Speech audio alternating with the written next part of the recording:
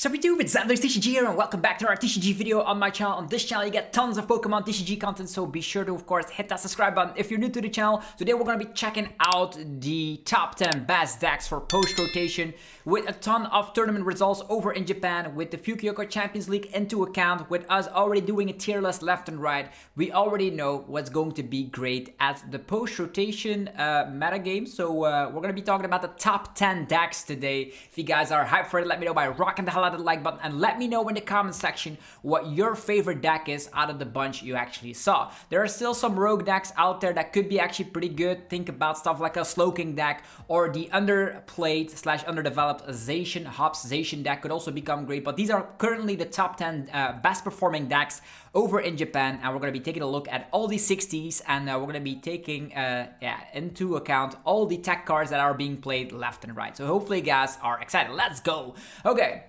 We're gonna start off with Gardevoir. People that thought Gardevoir was dead with rotation, actually taken into account with April 11th, there's gonna be a huge rotation. V-Stars rotating left and right, Radiant cards getting removed, and with that also the Refinement Curlia. This is actually the bread and butter of a Gardevoir deck, but don't worry, Gardevoir is still alive after rotation. It's not going to be the tier A deck that we've come to know and love. It actually dropped down a little bit in the tier list, but it is still a viable deck out there.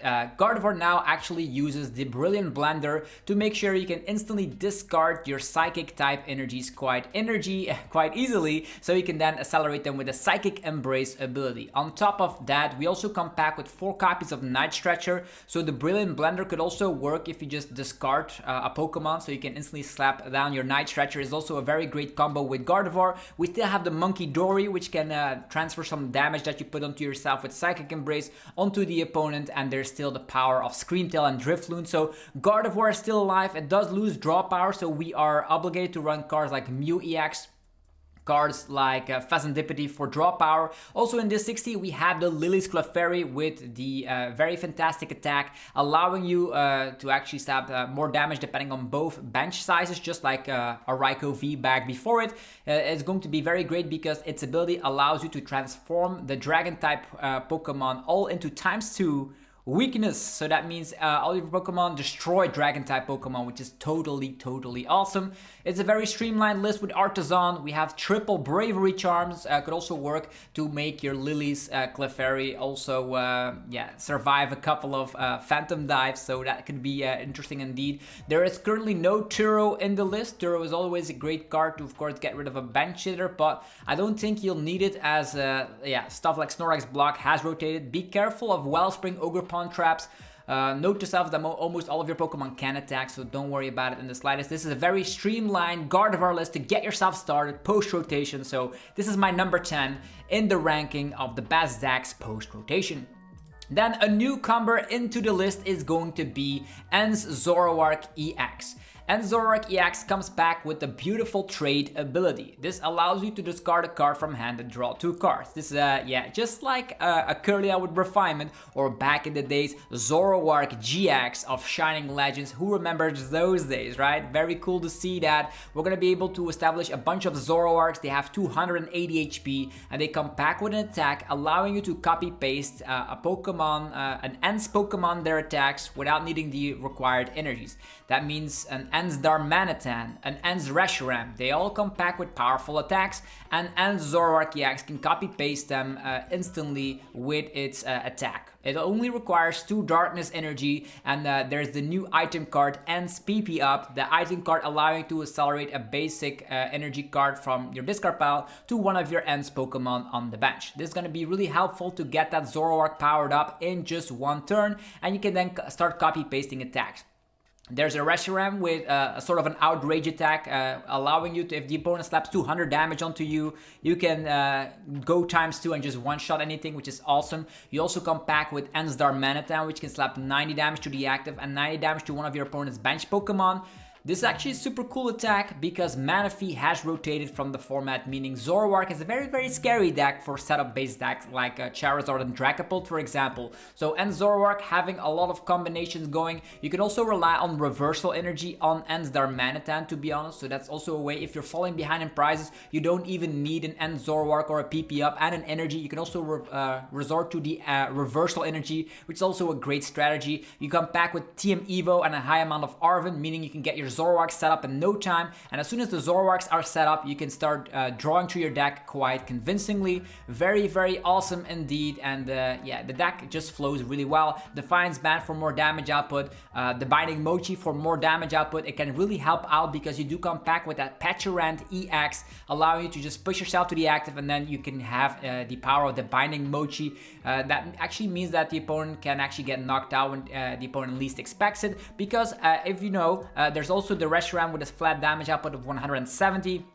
With the Binding Mochi situation going, you can add it up to 210, which actually is a very great number to be knocking out stuff like Phasantipity EX, for example. And there's also the Ents Castle, a new stadium card, making all your Ents Pokemon have free retreat. How awesome is that? Pair that up with Pokemon League headquarters for matchups that like Raging Bolt, for example, and the Ogerpon boxes, and you're going to be having a very solid newcomer into the list. Number 9 spot for me personally in this top 10 best decks.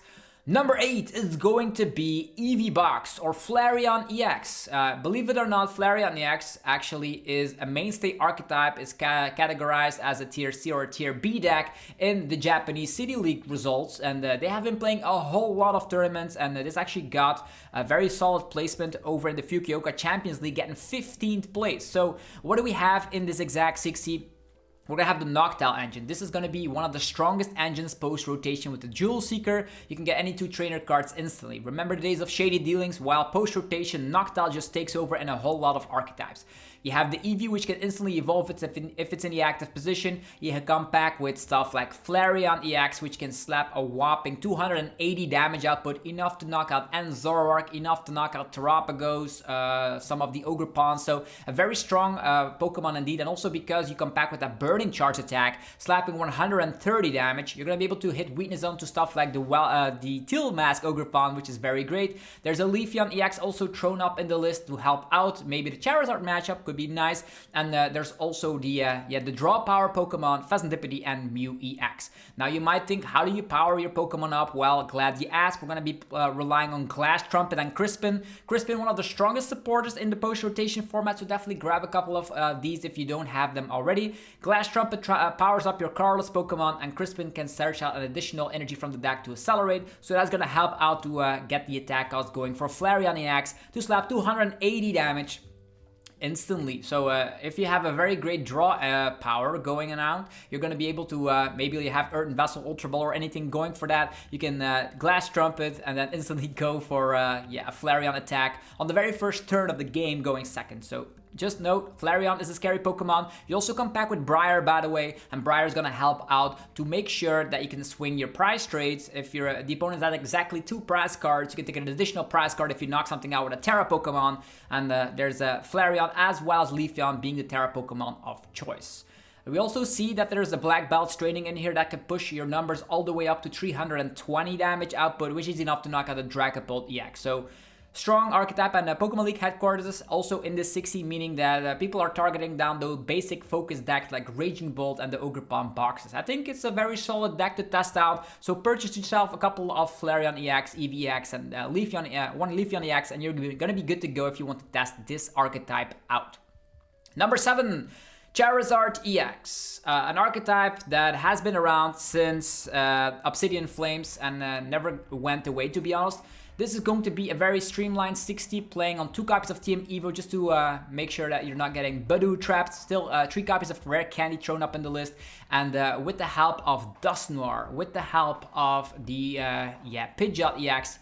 With Pidgeot, you can get any card you want. With Dusknoir, you can blow up on the opponent. You might wonder why there is a Chiyu in the list that could help out against those wall box decks. Think about annoying I would say, Milotics and all that, Chi-Yu can really help do some miracles right there. Definitely because you do come back with Night Stretcher and Super Rod to get that one back. What else do we see is Clefairy for the consistency. We no longer have Rotom for the, Insta Charge ability, so we're gonna have to rely upon Clefairy, and there's also Briar in the list, Turo in the list, so just the streamlined Charizard 60, but then Post Rotation. There's also a Jacques in here, could really help out to get your evolutions going, because there's gonna be situations where you're item locked, and because you're playing 2 Charmeleon, you can definitely get the game going even if you are item locked. So Charizard still around right here on the number 7 spot. Number 6 is Gholdengo. Gholdengo has been recently doing well in tournaments pre-rotation, but post-rotation, it is actually one of the most played decks out there. You can now have some options. You can either go for a Dragapult line thrown up in your Gholdengo list. I know it seems weird. Or just playing with the Dunsparce. The reason why you need stuff like this is that you're losing Radiant Greninja, which is most of the time your draw, so it's going to be a very streamlined list with 4 Buddy Puffin, 4 Nazball, 3 Ultra Ball, and because of the Dunsparce, you can actually draw more cards. With the coin bonus, you draw more cards. If you get knocked out, you have the Fezandipity with Flip the Script to draw more cards. You see where we're going with this? You draw a lot of cards, and you just one-shot on opponents with the Make It Rain attack. Energy Surge Pro is still one of the best ace packs for this archetype, and there's even the new Stadium card, allowing you to actually get 2 Lightning Energies back from your discard pile. So that's why there's 2 Lightning Energies in here. If you use Make It Rain, you can get them back quite easily with that new Stadium card as a one-off inclusion in here. Cypher Maniac's Code Breaking, also super nice to get any 2 cards on top of the deck, and then you draw them out with either the Dunsparce or stuff like the coin bonus. So yeah, it's a very cool list. Gholdengo also did really well over in the Fukuoka Champions League. This actually got top 16, so out of 5,000 players, Gholdengo is going to be one of the mainstay Pokemon. Another cool tech card you can include in here is like the Dunsparce EX. That could surprise stuff like the Raging Bull players, but I don't think you'll need it, but as a little side note.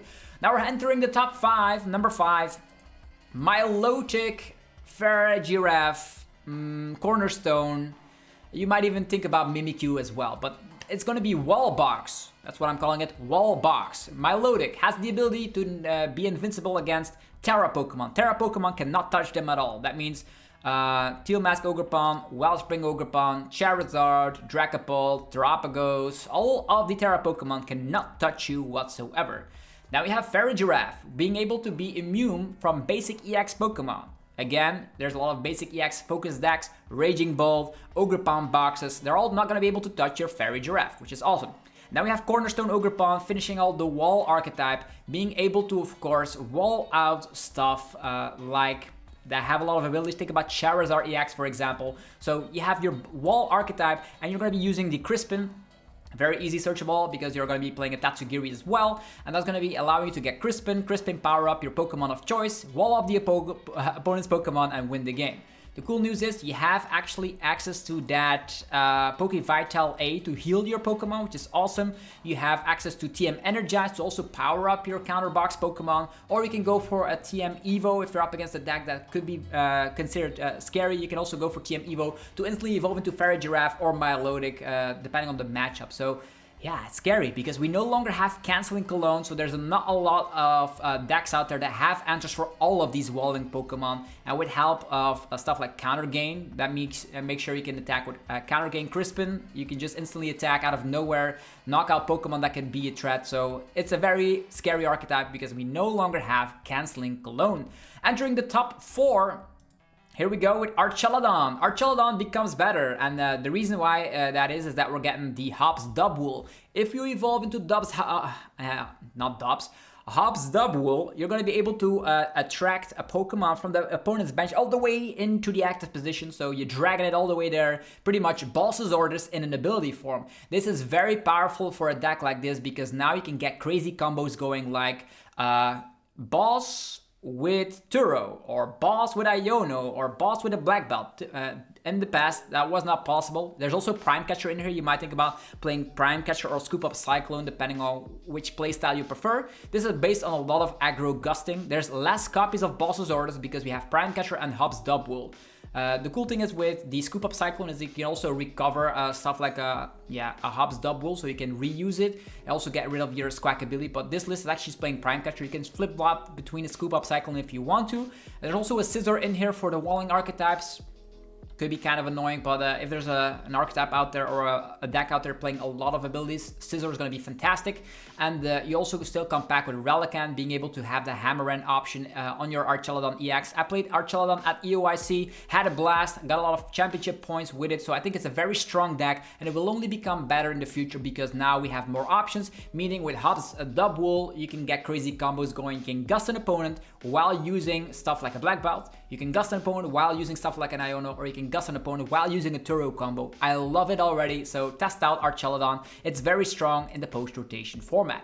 Number 3 is going to be Raging Bolt. People are always giving Raging Bolt the short end of the stick and saying that it's not a great deck, but I still believe it is one of the strongest decks out there. It doesn't lose too much after rotation. You do lose Radiant Greninja and Pokestop and Tracking Shoes, but that's about it.